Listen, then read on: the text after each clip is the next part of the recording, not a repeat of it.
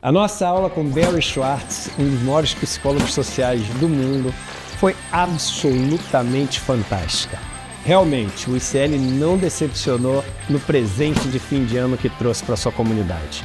Uma oportunidade única para todo mundo aprender sobre um dos temas mais instigantes e importantes da nossa geração e com o maior nome do mundo, com o maior expert do mundo sobre o tema.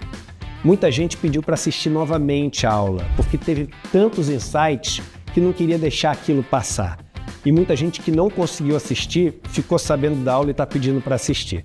Eu tenho uma boa notícia para vocês. A gente liberou, por um tempo bem pequeno, o replay para vocês assistirem. Não percam a chance de assistir, não. Inclusive, no final, a gente preparou um presente de fim de ano para quem quiser fazer parte da comunidade do ICL. E esse presente vai valer para vocês também. Um abraço e boa aula!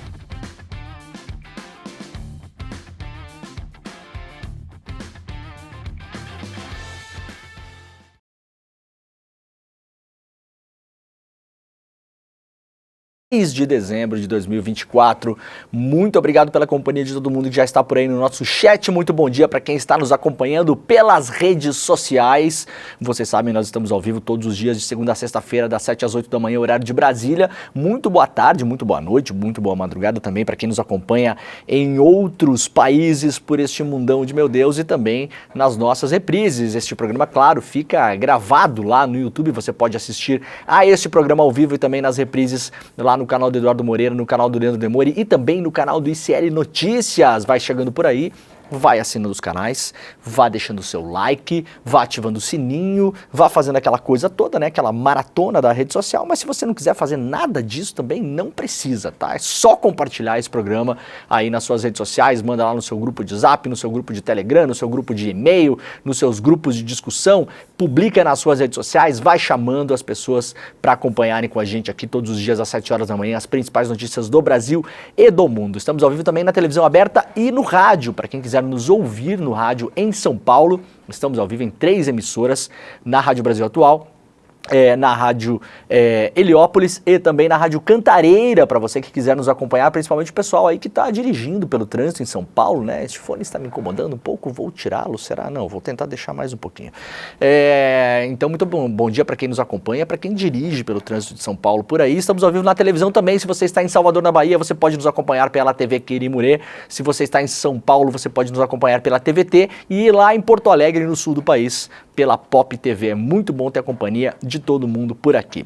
Vamos lá então, pessoal, 7h04 da manhã, vamos começar com a semana aí para saber como é que vai ser o tempo no Brasil aí nos próximos dias, depois do último final de semana de primavera com chuva, temperaturas amenas, sol e vento. Em São Paulo deve ter aumento nos termômetros a partir dessa segunda-feira, que podem chegar a 32 graus, é o que diz o INMET, que aponta tempo nublado e também chuvas isoladas ao longo do dia. Já o Centro de Gerenciamento de Emergências Climáticas da Prefeitura de São Paulo, que divulga médias para a cidade, indica mínima de 19 e máxima de 28. Na terça, a capital paulista deve ter mais quedas nos termômetros, dizem os dois órgãos. A previsão máxima para o INMET é 28 e a mínima 16 graus. Portanto, aí essa é a temperatura no finalzinho da primavera em São Paulo. Outras regiões do país também devem registrar chuvas ao longo da despedida da estação, que dá lugar ao verão no final de semana. No Rio de Janeiro, as mínimas ficam entre 21 e 19, mas o calor pode chegar a 34 graus já nesta segunda-feira, diminuindo ao longo dos dias durante essa semana. Também são esperadas chuvas isoladas, com exceção de terça-feira. No sul, chegou a ser confirmada no sábado uma tempestade subtropical, batizada de Biguá pela Marinha, segundo a Metsul Meteorologia. No porto de Rio Grande foram registrados ventos de 80 km por hora na madrugada de domingo. A previsão era de que o vento já perdesse força no começo dessa semana. Teve aí algumas regiões do Rio Grande do Sul com ventos fortes e com chuva muito forte, inclusive o desabamento, se eu não me engano, de uma quadra de esportes numa cidade no interior do Rio Grande do Sul. Felizmente, sem feridos graves é o que foi registrado. A previsão era que pudesse acontecer coisa um pouco pior em relação ao vento também, né? Mas felizmente parece que passou ao largo aí da costa do Rio Grande do Sul.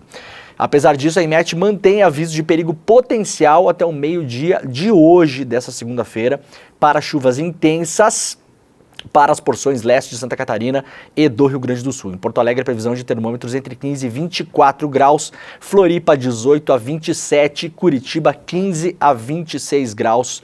No norte, em Belém, a semana tem máxima de 34, com tempo nublado e possibilidade de chuvas isoladas. Também é o caso de Manaus. Já no Recife, começa a semana com tempo fechado e calor de até 30 graus, assim como João Pessoa.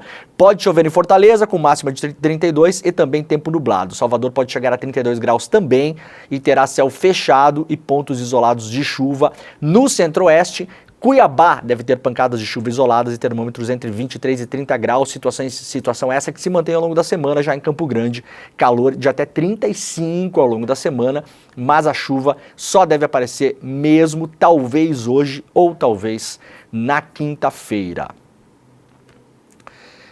Vamos lá para o site do iclnoticias.com.br. Cercadas pelo veneno, comunidades rurais estão desaparecendo junto com a Amazônia. A reportagem publicada pela Brasil de Fato, a repórter Carolina Bataiter e republicada aqui pelo iclnoticias.com.br. Uma reportagem que mostra como várias famílias foram cercadas lá por compradores de terra, e isso é um retrato da região norte, né? Aliás, na semana passada nós mostramos uma reportagem aqui bastante impactante da revista digital Suma Uma. Se você quiser, coloca no Google aí, né? Suma Uma. Mostrando como várias famílias de plantadores, os assim chamados sojeiros, né, do Rio Grande do Sul, depois das enchentes no Rio Grande do Sul, migraram para a região norte do país para fazer uma compra em massa de terra para começar a plantar soja. Isso está sendo monitorado também pelas autoridades locais, mas, segundo a revista Suma Uma, foi muito comemorada essa chegada desses agricultores lá no norte do país, né? Não à toa, vários desses agricultores, não todos os gaúchos no geral, é claro que não, mas essa migração de agricultores gaúchos para outras regiões do país são conhecidos como os gafanhotos, né? É como as pessoas locais chamam esses migrantes, porque realmente onde chegam para destruir absolutamente tudo. A reportagem completa está publicada lá no iclnoticias.com.br. Eduardo Paes veta projeto que batiza a rua do Rio de Janeiro com o nome de Amarildo. O prefeito da cidade do Rio de Janeiro, Eduardo Paes, vetou um projeto de lei que propõe batizar uma rua da cidade com o nome de Amarildo de Souza, homem negro sequestrado e assassinado por policiais de uma UPP na Rocinha lá em 2013. O veto aconteceu na última quinta-feira. A proposta foi vetada por Paes, foi construída a partir de diálogos com familiares da vítima, movimentos sociais e instituições de luta em defesa dos direitos humanos. O projeto de lei foi apresentado pela vereadora Mônica Cunha em outubro do ano passado. O pedreiro que desapareceu após ser levado por agentes da UPP da Rocinha, na zona sul do Rio, foi torturado e morto nas dependências da UPP. Não sei quem lembra desse caso, né? Já faz 11 anos, mas o Amarildo ficou por vários dias desaparecido. Teve uma comoção grande no Rio de Janeiro, inclusive com campanha, né? Onde está o Amarildo? E depois algumas câmeras de segurança e testemunhas mostraram que os policiais trancaram o Amarildo dentro da UPP e o espancaram até a morte. A vítima teve a morte presumida declarada pelo TJ do Rio de Janeiro em 2014, porque o seu corpo nunca foi encontrado. O texto legislativo aprovado pela Câmara Municipal no dia 14 de novembro destaca que o desaparecimento forçado de Amarildo expressa, aspas, a permanência autoritária entre o passado e o presente no Estado. O caso teve grande repercussão. E a Mônica Cunha, vereadora, defende que a homenagem vetada por Paes se trata de uma reparação simbólica, cuja intenção é a garantia do direito à memória. A vereadora informou que o projeto retornará ao Legislativo Municipal para tentar derrubar o veto do prefeito Eduardo Paes. Quando teve a eleição esse ano, que o Paes ganhou lá com o pé nas costas no Rio de Janeiro, né? Para o seu novo mandato na prefeitura, muita gente aí fazendo análise política disse que o Paes era uma vitória da esquerda, do Lula, né? Naquela contabilidade, tentando salvar os dedos, né? Quando foram-se os anéis, mostrando que a direita ganhou várias prefeituras a mais do que a esquerda no Brasil nessa eleição desse ano. Não, mas veja bem, algumas prefeituras importantes foram ganhadas por aliados do Lula, né? Veja o Eduardo Paes no Rio de Janeiro. Eu falei, olha gente, calma, não, bom, tá aí, né? Não. Eu posso imaginar que não deva ter mais lugar para colocar o nome de rua no Rio de Janeiro em nenhum lugar, né, o Eduardo Paes? Hein? Não tem, né? Assim, qual o motivo de ter vetado essa homenagem ao Amarildo? É um negócio realmente inacreditável, né? Enquanto isso, Justiça determina a mudança de nomes em ruas que homenageiam ditadores. O Tribunal de Justiça do Estado de São Paulo determinou na última quinta-feira que o município altere o nome de 11 ruas da cidade, pondo em prática uma lei lá de 2013 e o programa Ruas de Memória. A lei tornou possível a mudança de nome de ruas e logradouros públicos com referência a pessoas, datas ou fatos atrelados à grave violação dos direitos humanos. O programa Ruas de Memória, de 2016, é um decreto municipal que visa pôr em ação a mudança progressiva do nome desses lugares. A decisão da Justiça surgiu de uma ação civil pública, na qual o Instituto Vladimir Herzog e a Defensoria Pública da União afirmam que, apesar da lei ter sido criada há mais de 10 anos e o programa municipal há 8, ambos não têm sido efetivados na prática. Segundo dados da Comissão de Memória e Verdade, o programa Ruas de Memória, pelo menos 38 logradouros em São Paulo homenageiam pessoas vinculadas à ditadura militar, das quais 22 possuem envolvimento direto com a repressão. Além disso, 17 equipamentos municipais, sendo eles 12 escolas e 5 ginásios, também homenageiam colaboradores da ditadura militar. O juiz autor da decisão, Luiz Manuel Fonseca Pires, da Terceira Vara de Fazenda Pública do TJ, destacou 11 casos considerados sensíveis e que devem ter o nome alterado. O juiz também deu prazo de 60 dias para que seja apresentado um cronograma para a implementação da mudança, disse o juiz no seu despacho. Apesar da ampla estrutura jurídica que lhe dá legitimidade, o direito à memória política de fato representa pouca ressonância nas políticas públicas. Vale lembrar, para exemplificar, disse o juiz, a notória pesquisa nacional realizada em 2019, na qual cerca de 90% dos cidadãos brasileiros afirmaram desconhecer o que foi o AI-5, símbolo maior da ditadura que dominou o país por 21 anos. As ruas, os equipamentos públicos e as ruas que devem ter os nomes alterados imediatamente, vejam, não são todos, né? O juiz analisou todos os casos, há casos ainda que não foram nem colocados ainda para alteração, mas determinou a mudança de 11 deles e exigiu um cronograma. Essa lista está publicada lá no iclnoticias.com.br, né? Tem vários lugares aí, por exemplo, Centro Desportivo, situado na rua Servidão de São Marcos, na Zona Sul de São Paulo. O nome é atribuído ao general-chefe do Centro de Informações do Exército de novembro de 69 a março de 74. Liderou a Operação Marajoara, que resultou no extermínio dos guerrilheiros do Araguaia, por exemplo, né? Lá na Marginal Tietê também tem um centro que é em homenagem a um marechal do Exército, né, e ex-presidente do país, que foi uma das lideranças do golpe de 64, enfim. Tem vários lugares aí de equipamentos públicos, até nome de ruas que devem imediatamente ser mudados conforme o cronograma a ser apresentado. Rua 31 de Março, por exemplo, né, na Zona Sul, o dia do golpe, né? A ver se essa coisa anda, né? Com o governo Tarcísio e com o governo Nunes. Pesquisadores de 14 países escrevem carta a parlamentares contra a isenção de refrigerantes. Pesquisadores especialistas em saúde pública e economistas de 14 países manifestaram através de uma carta enviada na sexta-feira a parlamentares preocupação com a retirada dos refrigerantes da lista de bens taxados pelo imposto seletivo, o chamado imposto do pecado. Essa é a reforma tributária que foi enviada pelo governo para a Câmara e para o Senado. Prevê imposto maior para vários produtos, cigarro, bebida alcoólica, esses refrigerantes que são altamente nocivos para a saúde, né, por conta da quantidade de açúcar e outras porcarias.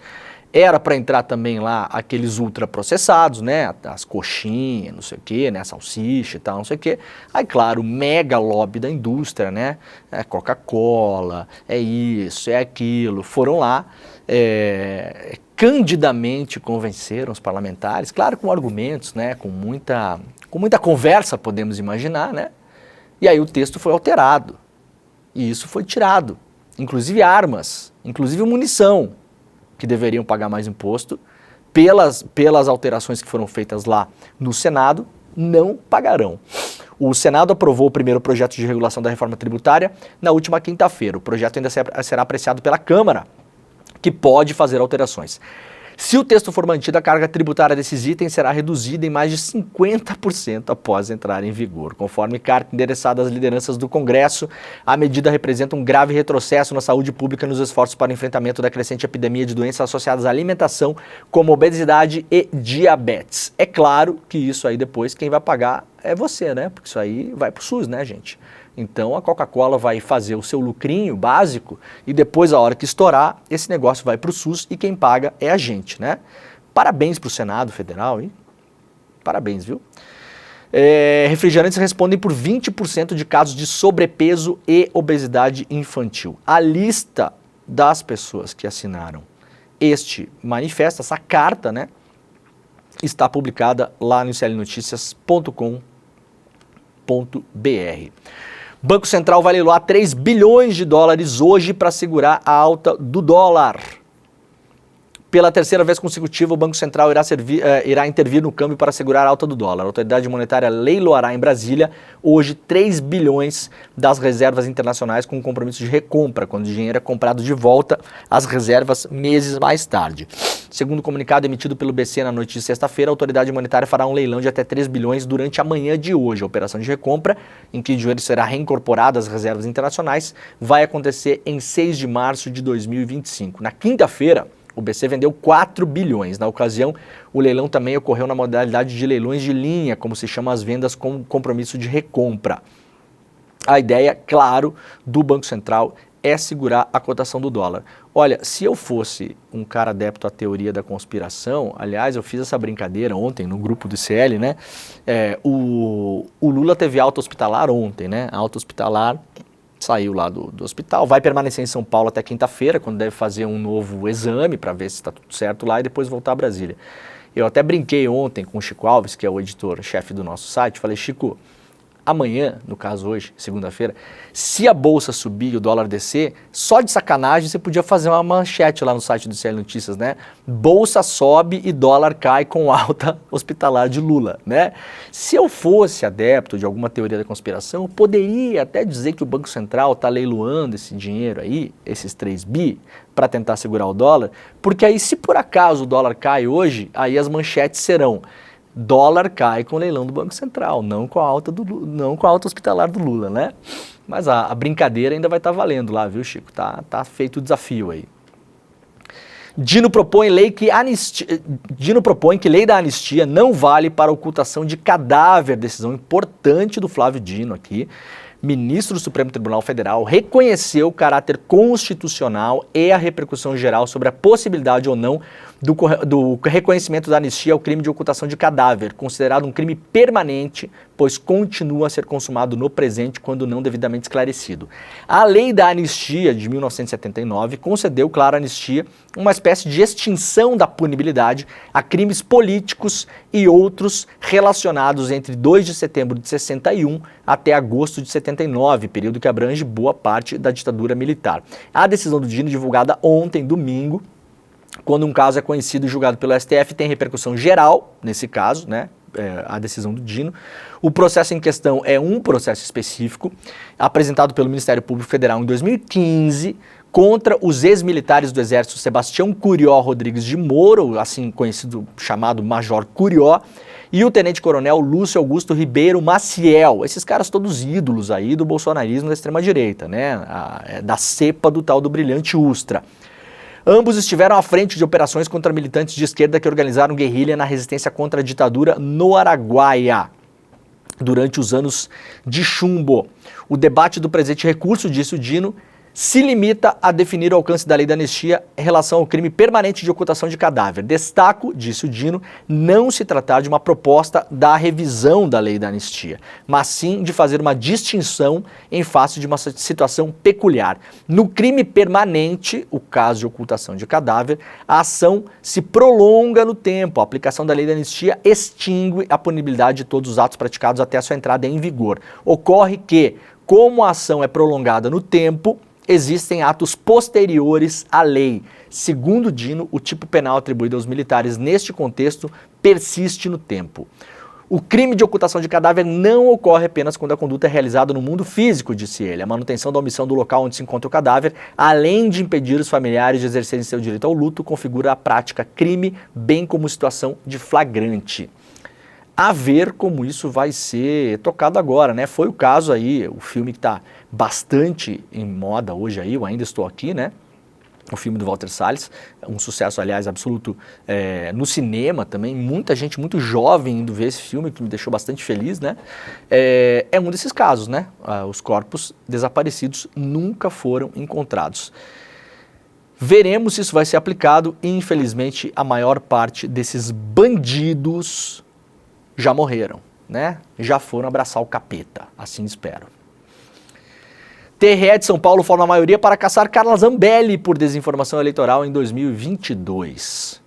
O TRE de São Paulo formou maioria na sexta-feira para caçar e declarar inelegível a deputada federal Carla Zambelli, devido à desinformação eleitoral no contexto da eleição de 2022. Com placar de 4-0, o julgamento foi suspenso devido a um pedido de vista. Independente do resultado do TRE, ela pode recorrer ainda ao TSE e os eventuais efeitos da decisão só passam a valer depois do esgotamento de recursos. Nesses casos, mesmo com a cassação, você pode recorrer e enquanto o TSE não toma decisão, a Carla Zambelli continuará lá, né, passeando pelos corredores da Câmara, gastando o nosso dinheiro e enchendo o nosso saquinho, né? A ação da investigação judicial eleitoral foi movida pela deputada federal Sâmia Bonfim. Ai, Zambelli, tomou, né, da Sâmia, que lindeza. Se condenada ao final, Zambelli perde o mandato e fica inelegível por 8 anos, né? Fechados com o Bolsonaro, né, gente? O Bolsonaro foi 8, ela quer ir 8 também, vai 8, vai 18, vai 28, vai 38, por mim, pode pegar mais também, né? Contados a partir de 2022. Zambelli era uma das mais conhecidas aliadas do Bolsonaro. Ao longo do seu mandato, uma das principais vozes no discurso contra as urnas eletrônicas e a justiça eleitoral adotado pelo bolsonarismo. Ela foi a terceira deputada federal mais bem votada do país nas últimas eleições, com quase 1 milhão de votos, atrás do Nicolas Ferreira e do Guilherme Boulos. A Zambelli é a pessoa que levou a culpa, né, pelo Bolsonaro não ter sido eleito, por conta daquele episódio. São 2 episódios que o bolsonarismo aí reputa, né, que o Bolsonaro tenha perdido a eleição. Claro, não são os únicos, mas foram determinantes, segundo inclusive pesquisas que foram acompanhadas lá nos dias em que aconteceram. Aquele episódio do Roberto Jefferson, que ele atira contra policiais, jogou uma granada lá contra os policiais e tal, né, vocês lembram dessa história? Que ele estava trancado na casa dele, né?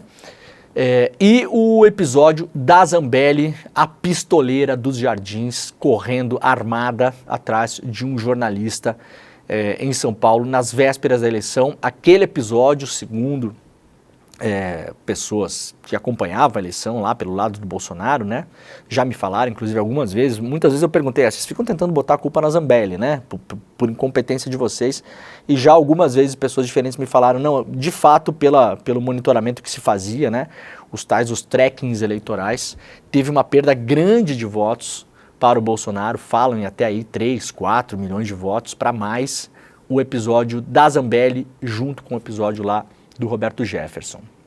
Então, muito obrigado, viu, Carla Zambelli. Prisão de Braga Neto é mantida após audiência de custódia. O general ex-ministro Walter Braga Neto passou por uma audiência de custódia no sábado, conduzida por um juiz auxiliar do gabinete de Alexandre de Moraes. A prisão preventiva de Braga Neto foi mantida. Ele ficará detido no Comando Militar do Leste, no Rio de Janeiro. A gente já vai mostrar a cela do Braga Neto aqui, tá? Quem tá curioso para saber como que tá a situação do Braga Neto preso, daqui a pouco a gente vai mostrar aqui. Aliás, antecipando o que eu falei na semana passada, né?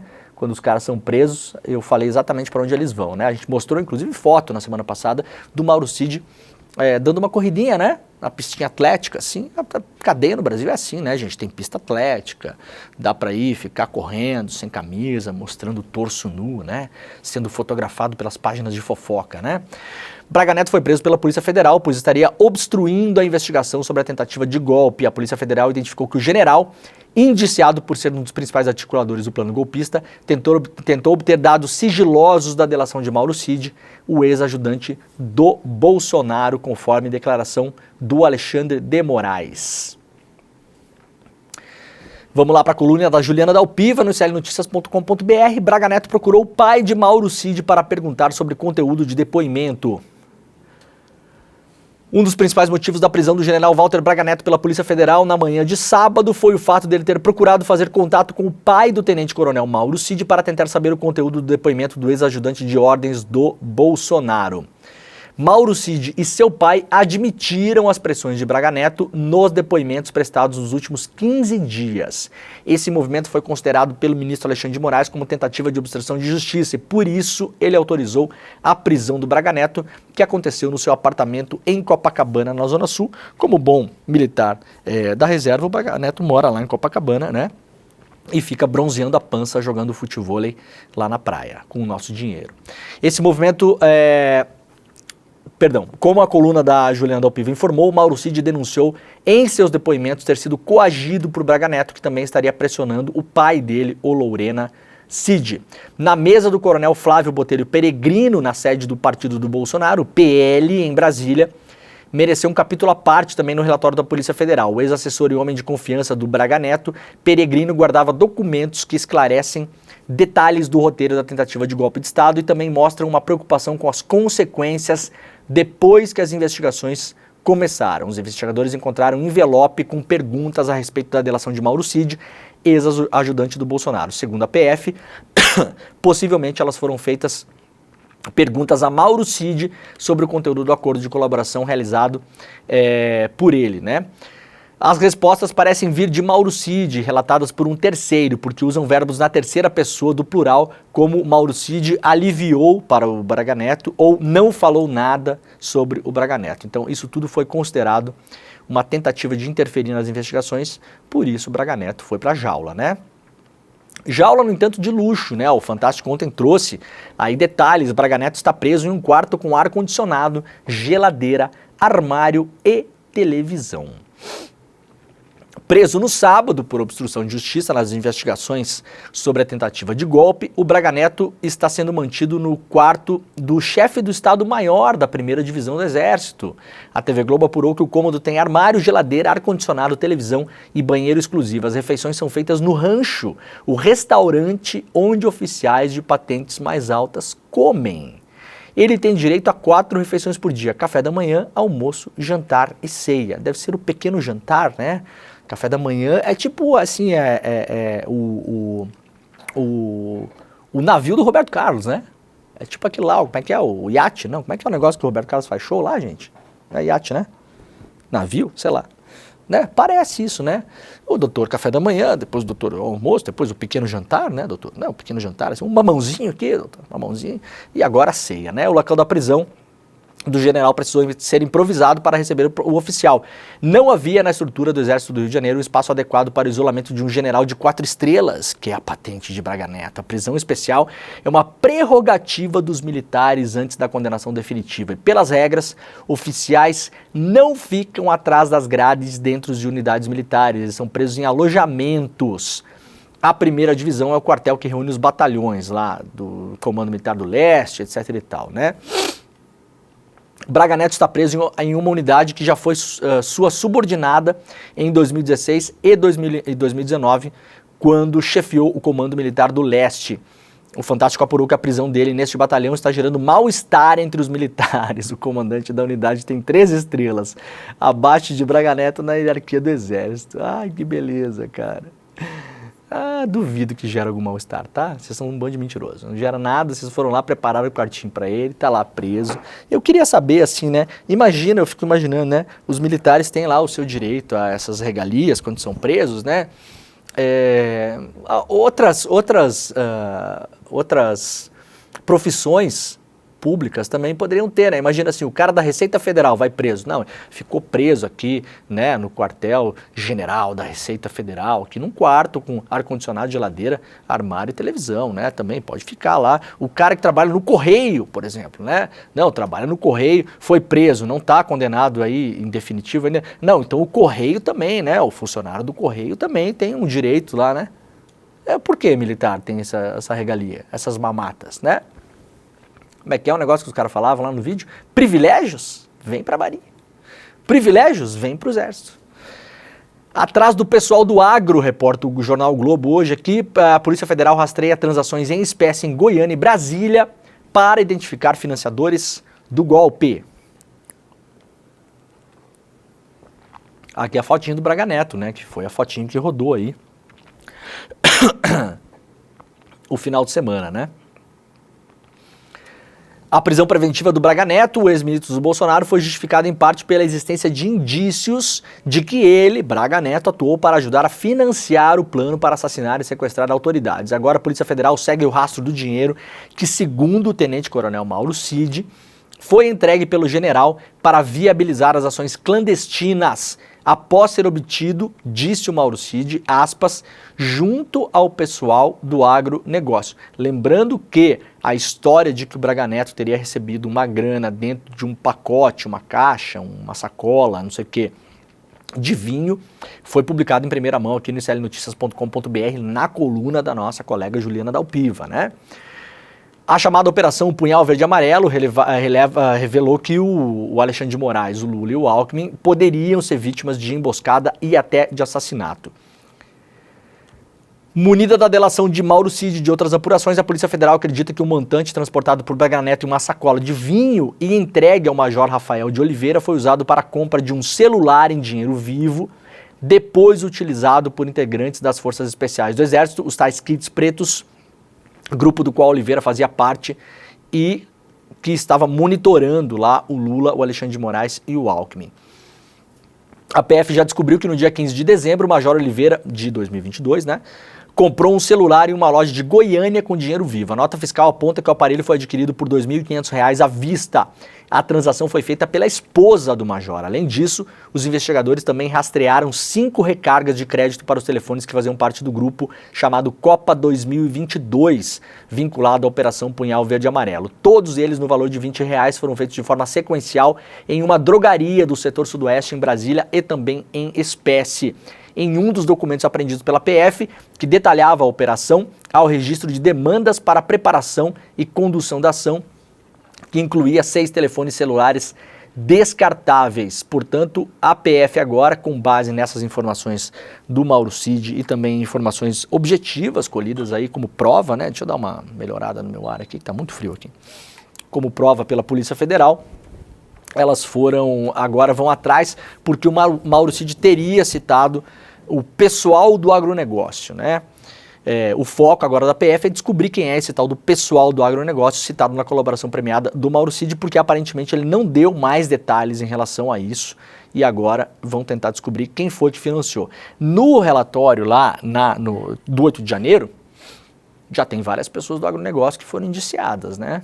Agora resta saber que pagaram também transporte para as pessoas ficarem acampadas, churrascada, né? Picanha lá na frente do Forte Apache lá em Brasília, mandaram gente de ônibus para Brasília para fazer a invasão do 8 de janeiro, né? Então já tem uma galera ali que tá na mira da justiça. Em outra frente, um áudio de Mauro Cid, obtido pela PF, enviado a um interlocutor em 16 de novembro de 2022, reforçou o papel de empresários do agronegócio. Na gravação, Cid afirma que empresários do agro estavam financiando e colocando carro de som em Brasília. Outro diálogo descoberto no curso das investigações vai na mesma linha. Uma das investigadas que esteve no QG do Exército abordou o apoio de empresários do setor para 3.000 ônibus direcionados a Brasília às vésperas do 8 de janeiro. Disse ela neste áudio, pessoal do agro lá de Goiânia, dos arredores de Brasília e tudo. O agro botou aí um apoio aí para 3.000 ônibus, disse ela nessa narração. Esse áudio, né? Frente Ruralista defende apuração sobre o pessoal do agro da trama golpista. Ah, que bonitinho, olha aqui. A Frente Parlamentar da Agropecuária, né, a bancada do boi, assim chamada, que reúne 340 deputados federais e senadores, defendeu no domingo uma investigação conduzida com urgência e rigor a respeito da suspeita de que pessoal do agronegócio teria financiado a tentativa de golpe. O grupo afirmou ainda que ações isoladas não podem comprometer a imagem do setor, claro, né?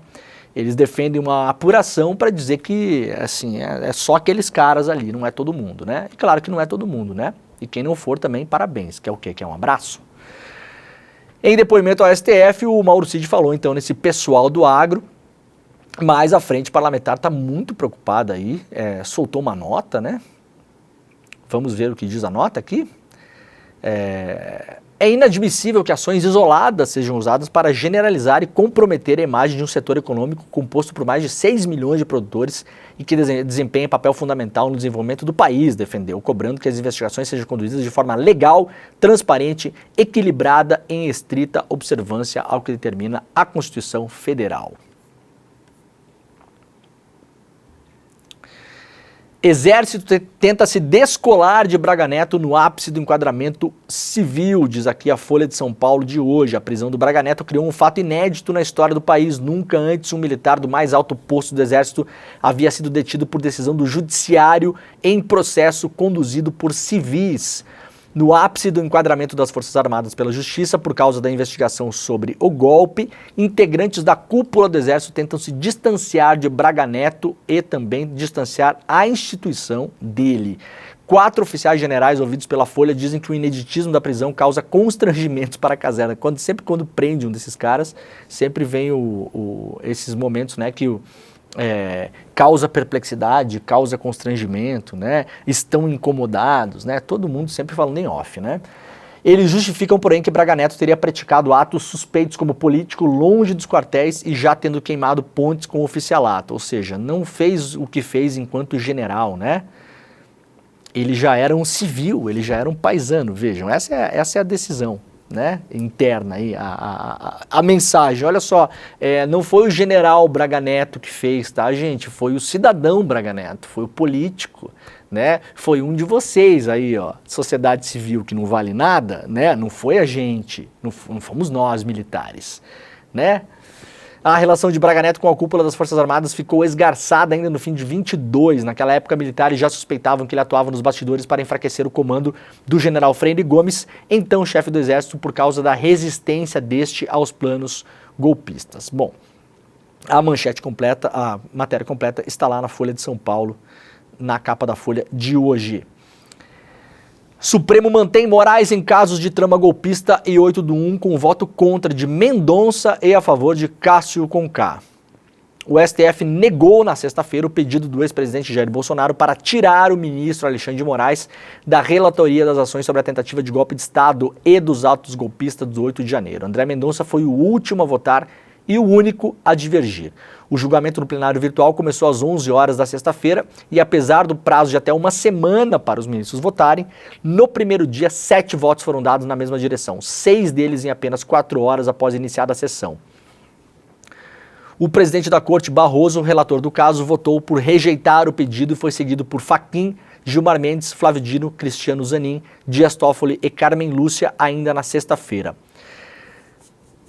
Na sexta, votaram Cássio Nunes Marques, favorável a Moraes, e André Mendonça. Para Mendonça, há elementos no processo que evidenciam Moraes como vítima dos crimes apurados. Disse ele, entendo que a peça recursal, ora apreciada, ou seja, o pedido do Bolsonaro, apresenta de forma clara, objetiva e específica as razões fáticas e jurídicas para a caracterização do impedimento do ministro. No voto, o ministro discorreu sobre o princípio do juiz natural e falou que o Moraes deveria se afastar, né?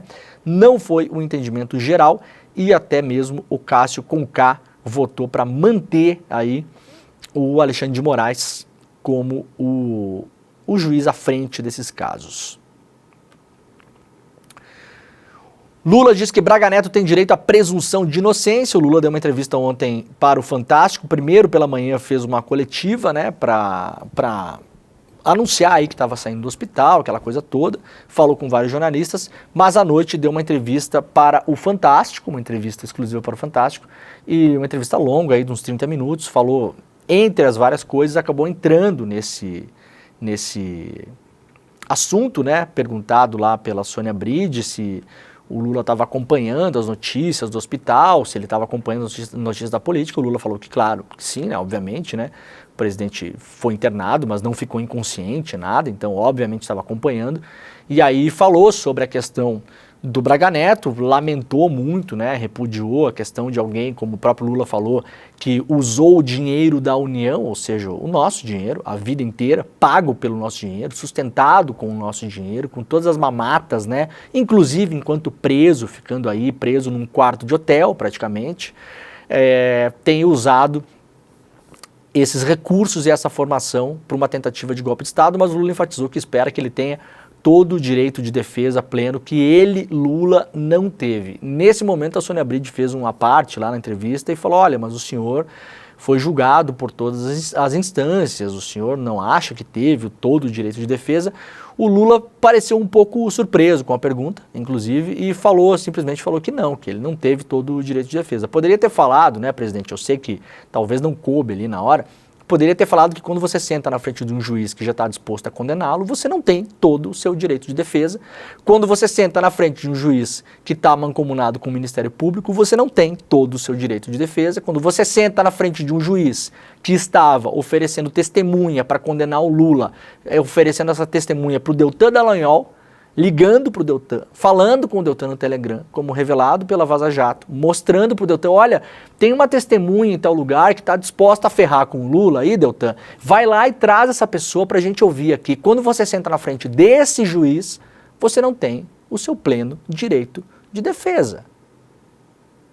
Não importa se foi em todas as instâncias. Talvez seja até mesmo pior nesse caso, né? O Lula não conseguiu desenvolver essa resposta. E aí a Sônia Bride depois colocou ali um insert na reportagem, né?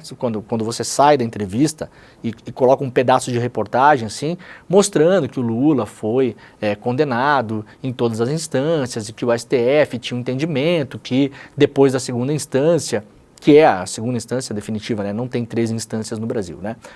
Você já podia ser preso e depois decidiu mudar o entendimento, então por isso o Lula foi solto. Saiu um pouco mal na foto o Lula nessa matéria da Sônia Bride, que é uma repórter excelente, mas nesse caso ficou uma coisa que parece que o Lula saiu no tapetão. Passou essa mensagem na entrevista. O Lula teve sim um amplo direito à defesa, o que ele está falando aqui não faz sentido, e na verdade, depois que ele foi preso, ele só saiu no tapetão, porque o STF mudou o entendimento, ignorando toda a complexidade do caso e absolutamente ignorando uma coisa chamada Vaza Jato, que me parece que é meio fundamental nessa história toda. Se você vai citar esse caso e vai falar nisso, se você ignora a Vaza Jato, você não está contando a história direito, está contando a história pela metade. Então fica aqui a minha crítica, né? Como disse a Sônia Bride, para o Lula, se o senhor me permite, com todo respeito, faço a mesma crítica aqui, se me permite, com todo respeito, faltou informar melhor o público ali sobre o que aconteceu de fato no julgamento do Lula, né? Você pode ser condenado em 4 milhões de instâncias, mas se o juiz que senta na sua frente está mancomunado com a acusação para condená-lo, sem ouvi-lo, tramando por baixo dos panos, comandando Polícia Federal e Ministério Público pelo Telegram, o que é ilegal, tanto é assim que foi condenado pelo Supremo e afastado dos casos, você não teve o seu pleno direito de defesa, né? Eu já contei uma história minha, vou contar rapidinho aqui, obviamente não é nem próximo ao que acontece com o Lula, mas vejam como o direito de defesa, ele precisa ser analisado de modo mais completo, digamos assim. Eu fui processado por uma juíza, aliás, juíza que foi cassada depois, né? A tal da Ludmila Lins Grilo, lembram a juíza Sorvetão? Ficou conhecida no Brasil todo como juíza Sorvetão. Aquela juíza que andava pelo shopping center fazendo vídeo, chupando sorvete na pandemia, ensinando as pessoas a não usar máscara em shopping. Lembram dessa juíza? Pois é, foi cassada depois, né? Enquanto ela era juíza, ela me processou. Esta juíza me processou. E o processo, vejam só, aconteceu na vara onde ela atuava, numa cidade do interior de Goiás. Os juízes que me condenaram eram colegas de cafezinho da juíza, faziam plantão junto com ela, estavam atuando no mesmo local, um fórum minúsculo, né? Tinha 4 juízes no fórum, 3 que me condenaram e a doutora Ludmila Lins Grilo. Eu pedi para que o processo saísse daquela comarca e acontecesse em outro lugar, em Campo Neutro. Veja só que curioso, me foi negado esse direito. Eu perdi o processo e depois perdi na Câmara Recursal. Tive que pagar, inclusive, R$10.000 para a doutora Ludmila Lins Grilo. Espero que tenha feito bom uso desse dinheiro, porque posteriormente a esse processo ela perdeu o salário dela na magistratura, porque foi chutada da magistratura para nunca mais, né? Então, pelo menos, talvez esse dinheiro tenha servido para uma boa ação, comprar alimentos, por exemplo, ajudar a pagar a conta de luz, né, para não ter que tomar banho frio em casa.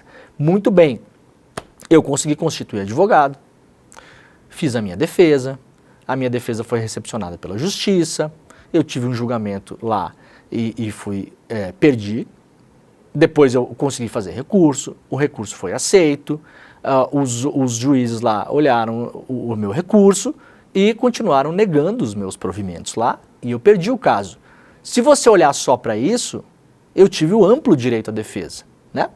Amplo direito à defesa. Nenhum pedaço da minha defesa me foi negado nesse procedimento. Mas o julgamento aconteceu na vara, na comarca, onde a pessoa que estava me processando trabalha como juíza. Então eu tive o amplo direito à defesa? Não me parece.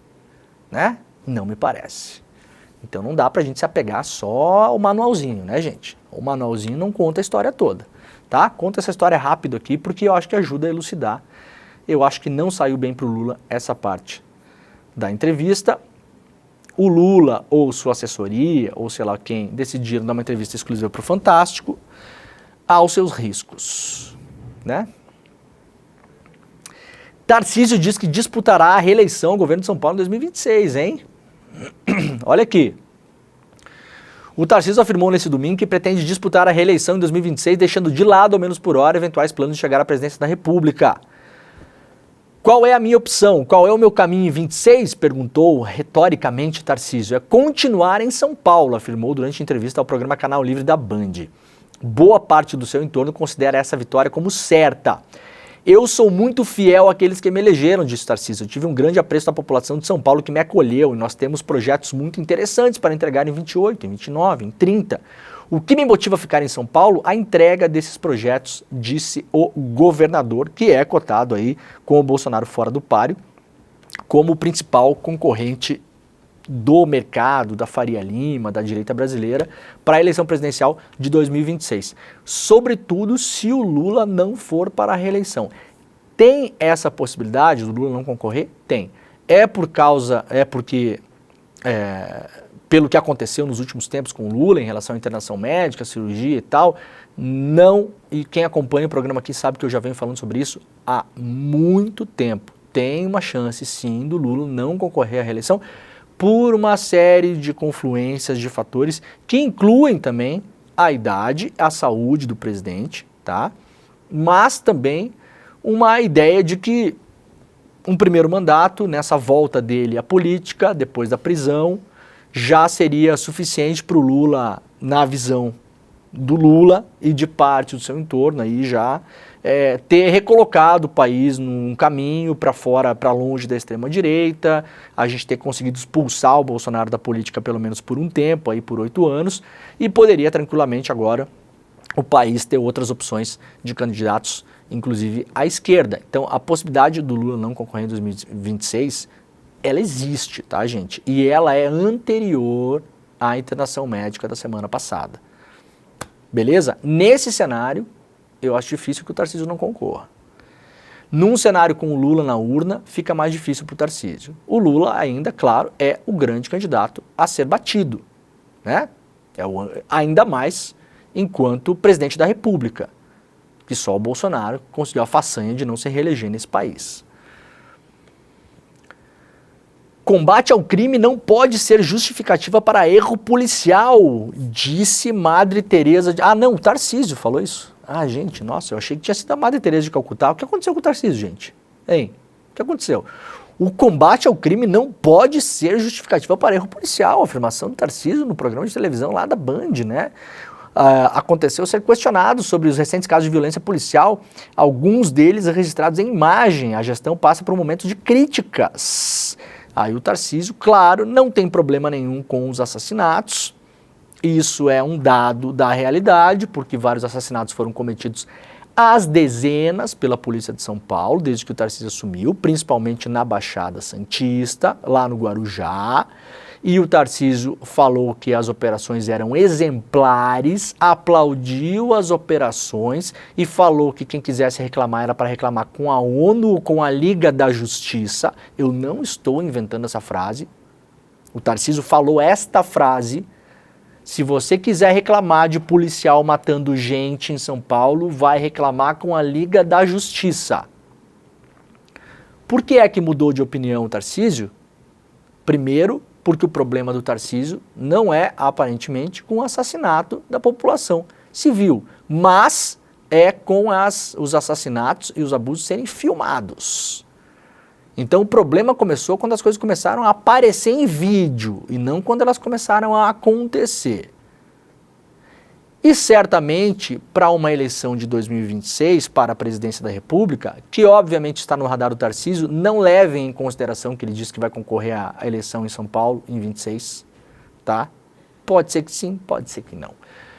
Obviamente, tem que vestir a fantasia de moderado, porque senão não consegue. As pesquisas mostram até hoje, inclusive as feitas pelos partidos, que qualquer candidato que for tentar uma eleição contra o Lula em 2026 e encampar um discurso muito radical, como foi o do Bolsonaro, perde. É o que as pesquisas falam hoje.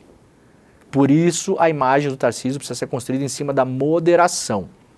Um cara de direita, duro, de lei, ordem, de histórico militar, aquela coisa toda, mas não um cara que falaria frases como minha especialidade é matar.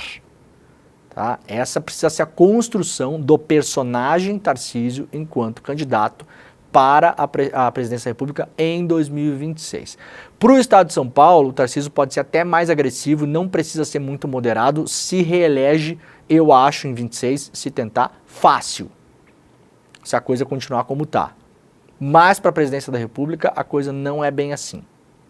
Então o Tarcísio tomou um tranco da política, que colou nele, deve ter esfregado algumas pesquisas na cara dele e falou: meu camarada, você é o cara de direita, durão, milico, lei e ordem, mas moderado, entendeu? Moderado. É aquele cara assim que não pode achar legal polícia jogando gente de uma ponte, tá bom? E aí, desde a semana passada, o Tarcísio mudou o discurso, né?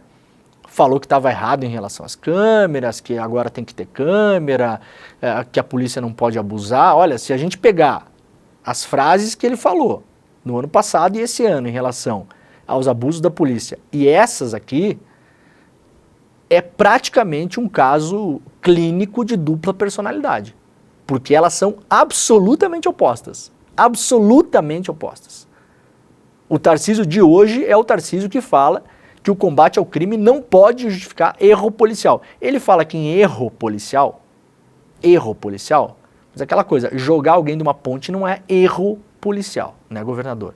É abuso, é violência, é crime.